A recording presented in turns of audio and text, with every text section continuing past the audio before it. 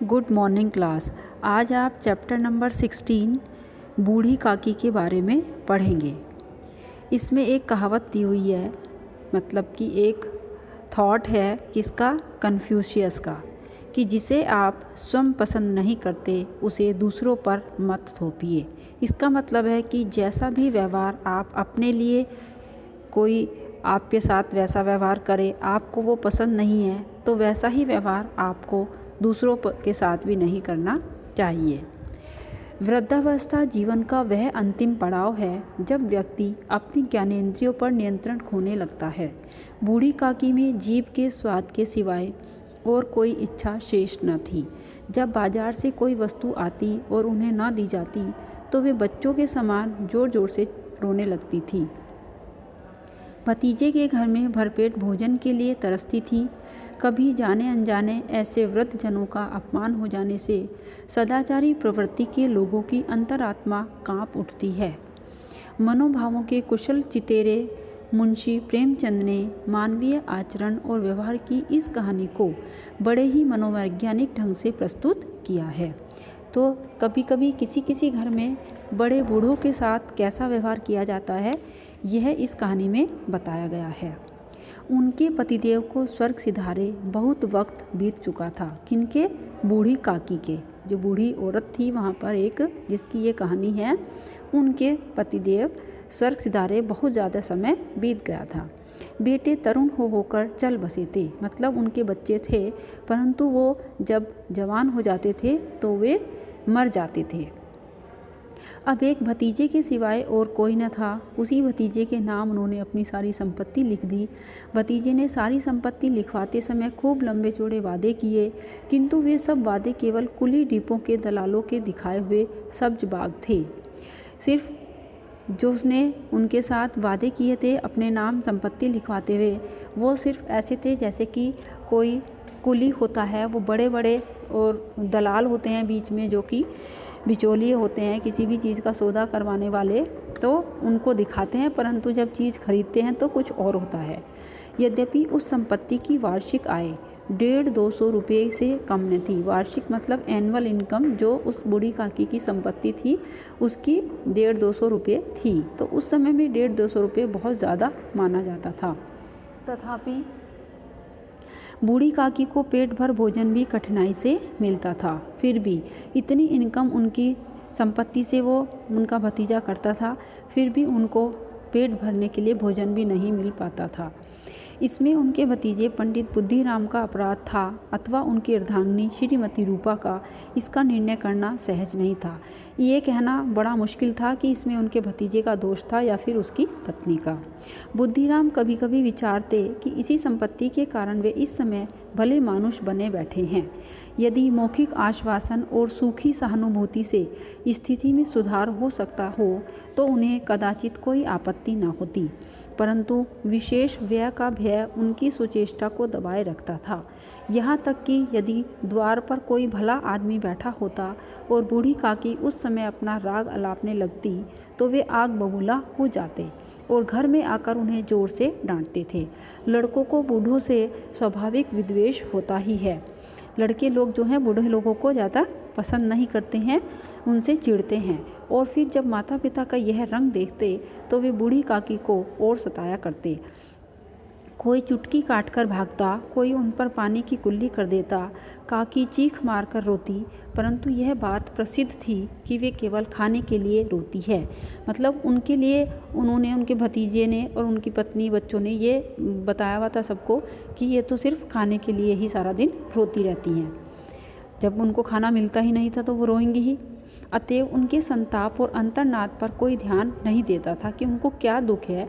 उनसे कोई बात करे, कोई उनसे पूछे क्या हालचाल है, इस पे कोई भी ध्यान नहीं देता था। हाँ, काकी क्रोधातुर होकर बच्चों को गालियाँ देने लगती थी। वो गुस्सा होकर के, क्रोधातुर मतलब गुस्से में आकर के बच्चों को गालियाँ देने लगती थी जब वो बच्चे उनके साथ गंदा व्यवहार करते थे। तो रूपा घटनास्थल पर आ पहुँचती। संपूर्ण परिवार में यदि काकी से किसी को अनुराग था तो वह बुद्धिराम की छोटी लाडली थी, छोटी लड़की लाडली थी। लाडली अपने दोनों भाइयों के भय से अपने हिस्से की मिठाई चबेना बूढ़ी काकी के पास बैठकर खाया करती थी। यही उसका रक्षागार था। मतलब अपनी दादी के पास बैठ कर के वो जो कुछ भी खाती थी तो वो सोचती थी कि मैं सबसे ज़्यादा सुरक्षित यहीं हूँ। यद्यपि काकी की शरण उनकी लोलुपता के कारण बहुत महंगी पड़ती थी, फिर भी भाइयों के अन्याय से यह कहीं अधिक सुलभ थी। इसी स्वार्थानुकूलता ने उन दोनों में सहानुभूति का आरोपण कर दिया था। रात का समय था।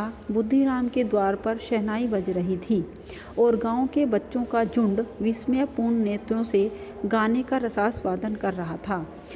एक अंग्रेजी पढ़े हुए नवयुवक इस गंवार मंडली में बोलना अथवा सम्मिलित होना अपनी प्रतिष्ठा के प्रतिकूल समझते थे। आज बुद्धिराम के बड़े लड़के मुखराम का तिलक आया है, उसी का उत्सव है, यानी कि उसकी सगाई आई है। उसके जो उनका भतीजा था बुद्धिराम, उसका बड़ा लड़का मुखराम, उसको कहते हैं तिलक आया है। घर के भीतर स्त्रियां गा रही थी और रूपा मेहमानों के लिए भोजन के प्रबंध में व्यस्त थी। भट्टियों पर कढ़ा चढ़ रहे थे। एक में पूड़ियाँ कचौड़ियाँ निकल रही थी, दूसरे में अन्य पकवान बनते थे। एक बड़े हंडे में मसालेदार तरकारी पक रही थी। घी और मसाले की शुद्धावर्तक सुगंधी चारों ओर फैली हुई थी। बूढ़ी काकी अपनी कोठरी में शोक में विचार की भांति बैठी हुई थी। यह स्वाद मिश्रित सुगंधी उन्हें बेचैन कर रही थी। वे मन ही मन विचार कर रही थी कि संभवतः उन्हें पूड़ियाँ ना मिलेंगी। वो अपने मन में सोच रही थी कि जब मुझे तो कोई भरपेट खाने को भोजन भी नहीं देता है, तो आज मुझे पूड़ी कचौड़ी कहाँ मिलेंगी। इतनी देर हो गई है, कोई भोजन लेकर नहीं आया। मालूम होता है सब लोग भोजन कर चुके हैं, उनके लिए कुछ न बचा। यह सोचकर उन्हें रोना आया, परंतु अपशकुन के भय से वे रो न सकी कि अगर मैं रोने लगूंगी तो सब समझेंगे ये अपशकुन कर रही है। आहा, कैसी सुगंधी है, अब मुझे कौन पूछता है। जब रोटियों के लाले पड़े हैं तब ऐसा भाग्य कहाँ कि भरपेट पूड़ियाँ मिले। यह विचार कर उन्हें रोना आया। कलेजे में हुक सी उठने लगी, परंतु रूपा के भय से उन्होंने फिर मौन धारण कर लिया, अपनी भतीजे की बहू के कारण, कि वो फिर मुझे डांटेगी अगर मैंने अपना मन परेशान किया या मैं रोने लगी, तो इसलिए उन्होंने अपना मौन धारण कर लिया। बूढ़ी काकी देर तक इन्हीं दुख में विचारों में डूबी रही। घी और मसालों की सुगंधी रह रहकर मन को आपे से बाहर किए देती थी। मुंह में पानी भर आता था। पूड़ियों का स्वाद स्मरण मतलब याद करके कि पूड़ी कैसी बनी होंगी, कैसा उनका स्वाद होता है, हृदय में गुदगुदी होने लगती थी। किसे पुकारूं, आज लाडली बेटी भी नहीं आई। बूढ़ी काकी की कल्पना में पूड़ियों की तस्वीर नाचने लगी। खूब लाल लाल, फूली फूली, नरम नरम होंगी। रूपा ने भलीभांति भोजन किया होगा। कचौड़ियों में अजवाइन और इलायची की महक आ रही होगी। एक पूड़ी मिलती तो जरा हाथ में लेकर देखती। क्यों न चलकर कढ़ा के सामने ही बैठूं। पूड़ियाँ छन छन कर तैयार होंगी, कढ़ा से गरम गरम निकलकर थाल में रखी जाती होंगी। ये सारी बातें बूढ़ी काकी अपने मन में सोच रही हैं। फूल हम घर में भी सूंघ सकते हैं, परंतु वाटिका में कुछ और बात होती है। ये यहाँ पे इसलिए उदाहरण दिया है कि अगर हम फूलों को अपने घर में ला करके सूंघते हैं तो इतना मज़ा नहीं आता, इतना आनंद नहीं आता, जितना कि जब हम उस फूलों की वाटिका में जा कर के फूलों को देखते हैं, उन्हें निहारते हैं और उन्हें सूंघते हैं। तो इसलिए कहा गया है कि फूल तो हम घर में भी सूंघ सकते हैं, परंतु वाटिका में कुछ और ही बात होती है। इस प्रकार निर्णय करके बूढ़ी काकी उकड़ू बैठकर हाथों के बल सरकती हुई बड़ी कठिनाई में चौखट से उतरी और धीरे धीरे रेंगती हुई कढ़ा के पास आ बैठी।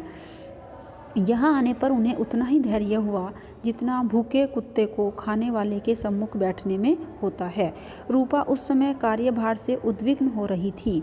कभी इस कोठे में जाती, उद्विग्न मतलब बहुत ही परेशान सी थी और थकी हुई थी और बहुत ही व्यस्त थी। कभी इस कोठे में जाती, कभी उस कोठे में, कभी कढ़ा के पास आती, कभी भंडार में जाती। किसी ने बाहर से आकर कहा, महाराज ठंडाई मांग रहे हैं। ठंडाई देने लगी। इतने में फिर किसी ने आकर कहा, भाट आया है, उसे कुछ दे दो।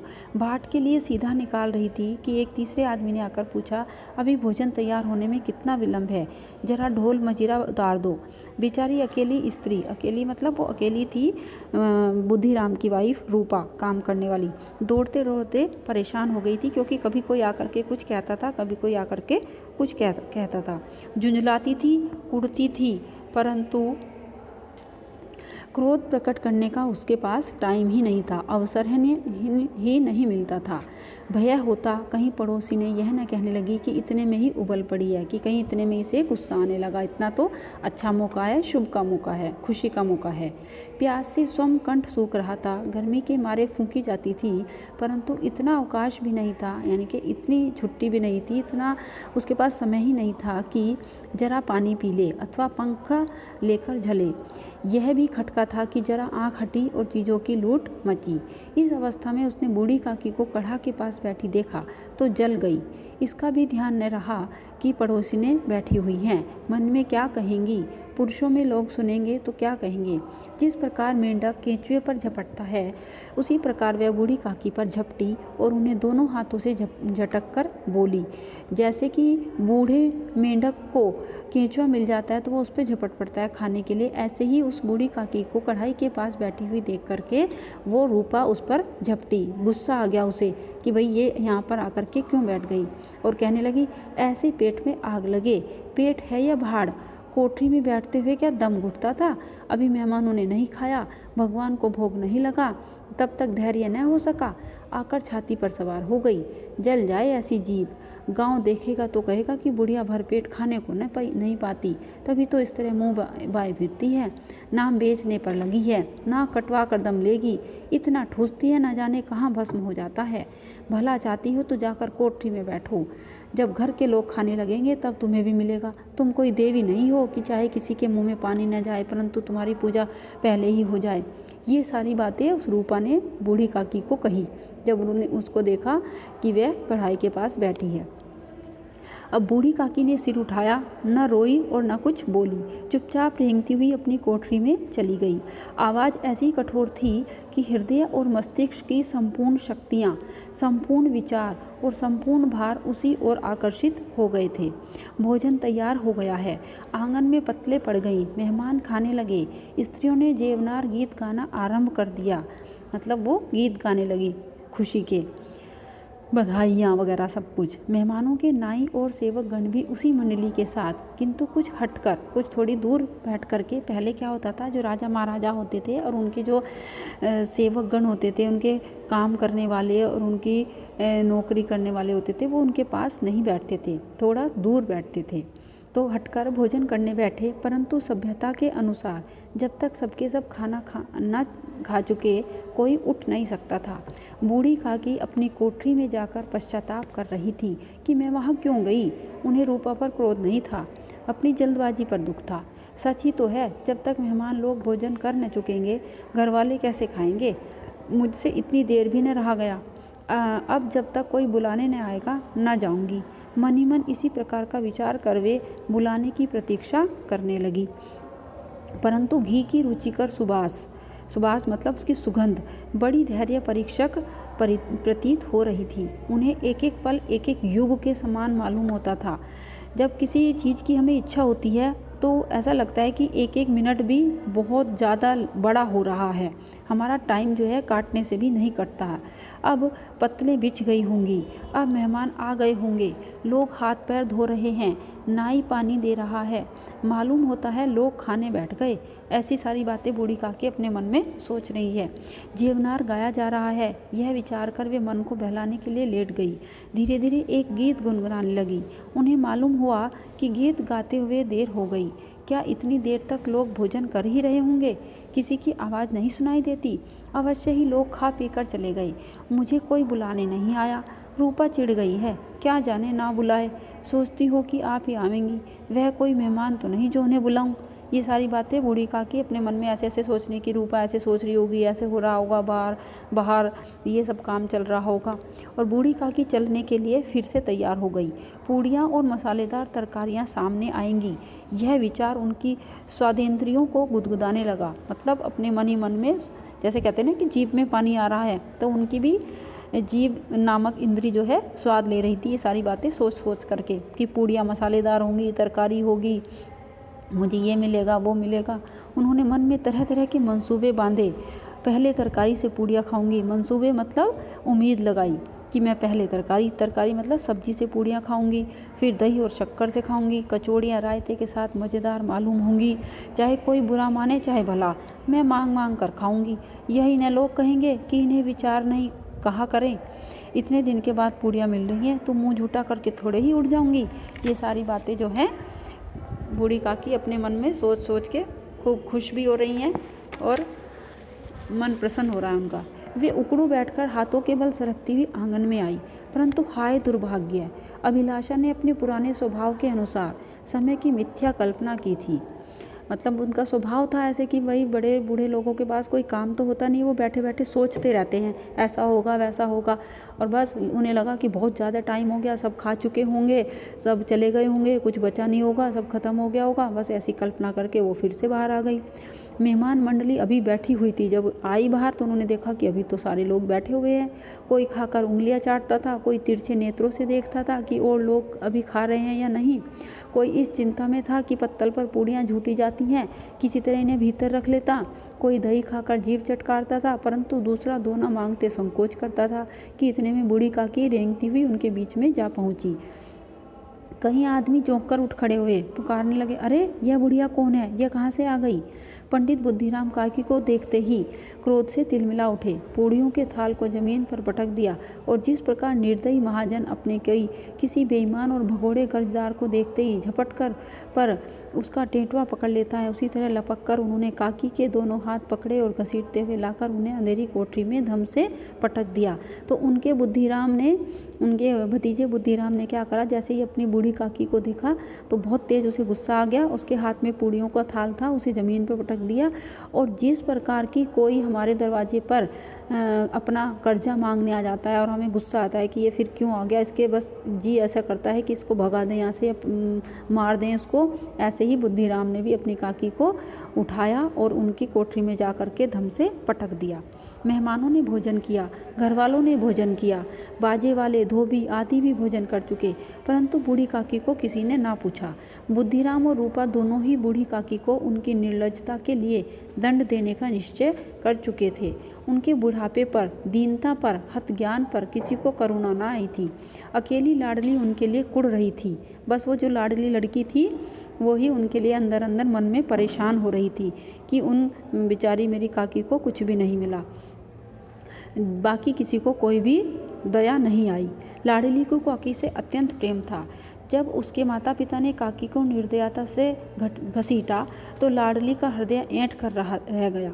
वह झुंझला रही थी कि ये लोग काकी को बहुत सी पूड़ियाँ क्यों नहीं दे देते, क्या मेहमान सबकी सब खा जाएंगे। और यदि काकी ने मेहमानों से पहले खा भी लिया तो क्या बिगड़ जाएगा। वह काकी के पास जाकर उन्हें धैर्य देना चाहती थी, परंतु माता के भय से न जाती थी। उसने अपने हिस्से की पूड़ियाँ बिल्कुल न खाई थी, अपनी गुड़ियों की पिटारी में बंद कर रखी थी। उन पूड़ियों को काकी के पास ले जाना चाहती थी। उसका हृदय अधीर हो रहा था। बूढ़ी काकी मेरी बात सुनते ही उठ बैठेंगी, पूड़ियाँ देखकर कैसी प्रसन्न होंगी, मुझे खूब प्यार करेंगी। ये सारी बातें जो है वो लाडली अपने मन में सोच रही थी। तो रात को 11 बज गए थे। रूपा आंगन में पड़ी सो रही थी। लाडली की आंखों में नींद न आती थी। काकी को पूड़ियाँ खिलाने की खुशी उसे सोने नहीं देती थी कि आज मैं अपनी काकी को पूड़ियाँ खिलाऊंगी। जब विश्वास हो गया कि अम्मा सो रही है तो चुपके से उठी और विचारने लगी, कैसे चलूं। चारों ओर अंधेरा था, केवल चूल्हों में आग चमक रही थी और चूल्हों के पास एक कुत्ता लेटा हुआ था। उसने पिटारी उठाई और बूढ़ी काकी की कोठरी की ओर चली। बूढ़ी काकी को केवल इतना स्मरण था कि किसी ने मेरे हाथ पकड़कर घसीटे। फिर ऐसा मालूम हुआ कि जैसे कोई पहाड़ पर उड़ाए लिए जाता है। उनके पैर बार बार पत्थरों से टकराए। तब किसी ने उन्हें पहाड़ पर से पटका, वे मूर्छित हो गई। तो जब वो बुद्धिराम उनको उठा करके उनके कोठरी में पटक करके आया था तो उनको थोड़ा थोड़ा सा ये याद था कि किसी ने मुझे उठाया और पकड़ कर घसीटा और फिर उसने मुझे पहाड़ की तरह एकदम से मेरी कोठरी में ला करके पटक दिया। और इस तरह से वो पटकती जो है बेहोश हो गई थी। जब वे सचेत हुई तो किसी की जरा भी आहट न मिलती थी। मतलब जब उन्हें होश आया तो कोई न था, क्योंकि रात हो चुकी थी, सब काम निपट चुका था। तो जरा सी भी किसी की भी आवाज़ नहीं आती थी। समझी कि सब लोग खा पीकर सो गए और उनके साथ मेरी तकदीर भी सो गई। रात कैसे कटेगी राम, क्या खाऊं? पेट में अग्नि धधक रही है। किसी ने मेरी सुधि ना ली। क्या मेरा पेट काटने से धन जुट जाएगा? वो सोचने लगी कि जितना मैं खाती हूँ अगर मेरे को नहीं देंगे खाने के लिए तो क्या इतना ना देने से कोई बहुत ज़्यादा अमीर तो हो नहीं जाएंगे ये। बुद्धिराम ने मुझे घसीटा, पटका। उन्हीं पूड़ियों के लिए रूपा ने सबके सामने मुझे गालियाँ दी। उन्हीं पूड़ियों के लिए इतनी दुर्गति करने पर भी उनका पत्थर का कलेजा ना पसीजा। सबको खिलाया, मेरी बात तक ना पूछी। ये सारी बातें भी फिर से बूढ़ी काकी जो है अपने मन में विचार रही है। यह विचार कर काकी निराशा में संतोष के साथ लेट गई। ग्लानि से गला भर आता था, परंतु मेहमानों के भय से रोती न थी। सहसा उनके कानों में आवाज़ आई, काकी उठो, मैं पुड़ियाँ लाई हूँ। काकी ने लाडली की बोली पहचानी, झटपट उठ बैठी, दोनों हाथों से लाडली को टटोला और उसे गोद में बैठा लिया। लाडली ने पूड़ियाँ निकाल कर दी। काकी ने पूछा, क्या तुम्हारी अम्मा ने दी हैं? लाडली ने कहा, नहीं, यह मेरे हिस्से की पूड़ियाँ हैं दादी। काकी पूड़ियों पर टूट पड़ी। 5 मिनट में पिटारी खाली हो गई। लाडली ने पूछा, काकी पेट भर गया? जैसी थोड़ी सी वर्षा ठंडक के स्थान पर और भी गर्मी पैदा कर देती है, उसी भांति इन थोड़ी पूड़ियों ने काकी की क्षुधा और इच्छा को और उत्तेजित कर दिया था। वे बोली, नहीं बेटी, जाकर अम्मा से और मांग लाओ। लाडली ने कहा, अम्मा सोती हैं, जगाऊंगी तो मारेंगी। काकी ने पिटारी को फिर टटोला। उसमें कुछ खुरचन गिरे थे, उन्हें निकाल कर वे खा गई। बार बार होंठ चाटती थी, चटकारे भरती थी। सहसा लाडली से बोली, मेरा हाथ पकड़कर वहाँ ले चलो जहाँ मेहमानों ने बैठकर भोजन किया है। लाडली उनका अभिप्राय समझ न सकी। उसने काकी का हाथ पकड़ा और ले जाकर झूठे पत्तलों के पास बैठा दिया।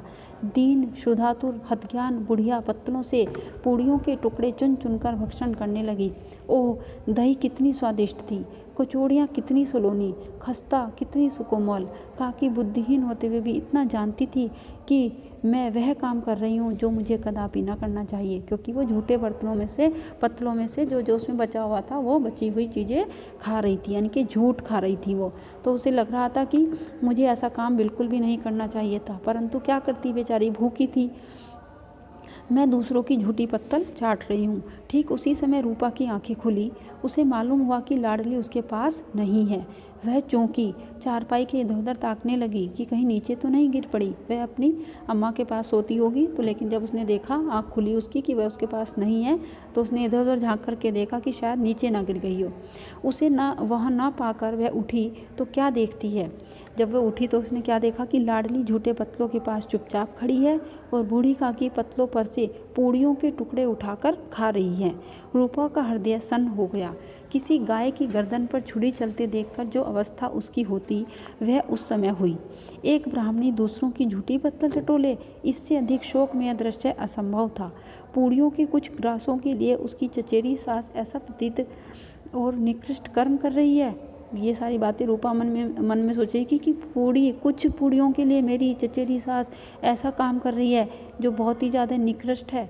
यह वह दृश्य था जिसे देखकर देखने वालों के हृदय कांप उठते हैं। ऐसा प्रतीत होता मानो जमीन रुक गई, आसमान चक्कर खा रहा है, संसार पर कोई आपत्ति आने वाली है। रूपा को क्रोध न आया, शोक के सम्मुख क्रोध कहाँ। अब उसे दुख हो रहा था कि ऐसा मैंने इनके साथ व्यवहार किया कि ये काम ऐसा इनको काम करना पड़ा। करुणा और भय से उसकी आंखें भर आई। इस अधर्म के पाप का भागी कौन है? उसने सच्चे हृदय से गगन मंडल की ओर हाथ उठाकर कहा, परमात्मा, मेरे बच्चों पर दया करो, इस अधर्म का दंड मुझे मत दो, नहीं तो मेरा सत्यानाश हो जाएगा। उसे समझ आ गया कि मैंने इनके साथ ऐसा व्यवहार किया है तो इसलिए ये ऐसा काम कर रही हैं और मुझे इसका दंड जरूर मिलेगा, क्योंकि जो व्यक्ति जैसा करता है उसको उसका परिणाम तो भोगना ही पड़ता है। इसलिए उसने हाथ उठा करके परमात्मा के सामने कहा कि हे परमात्मा, मेरे बच्चों पर दया करना और इस इतने बड़े अधर्म का दंड मुझे मत देना, नहीं तो मेरा सत्यानाश हो जाएगा। वह सोचने लगी, हाय, मैं कितनी निर्दयी हूँ। जिसकी संपत्ति से मुझे 200 रुपया वार्षिक आय हो रही है उसकी यह दुर्गति कर रही हूँ मैं, उसकी यह दुर्गति, और मेरे कारण। हे दयामय भगवान, मुझसे बड़ी भारी चूक हुई है, मुझे क्षमा करो। आज मेरे बेटे का तिलक था, यानी कि सगाई आई थी। सैकड़ों मनुष्यों ने भोजन किया, अपने नाम के लिए सैकड़ों रुपये व्यय कर दिए मैंने, परंतु जिसकी बदौलत हजारों रुपये पाए उसे इस उत्सव में भी भरपेट भोजन ना दे सकी। तो इस चैप्टर की एक वीडियो यहाँ तक की है। अब आप दूसरी वीडियो फिर से सुनेंगे इसी वीडियो के बाद। Okay, thank you class.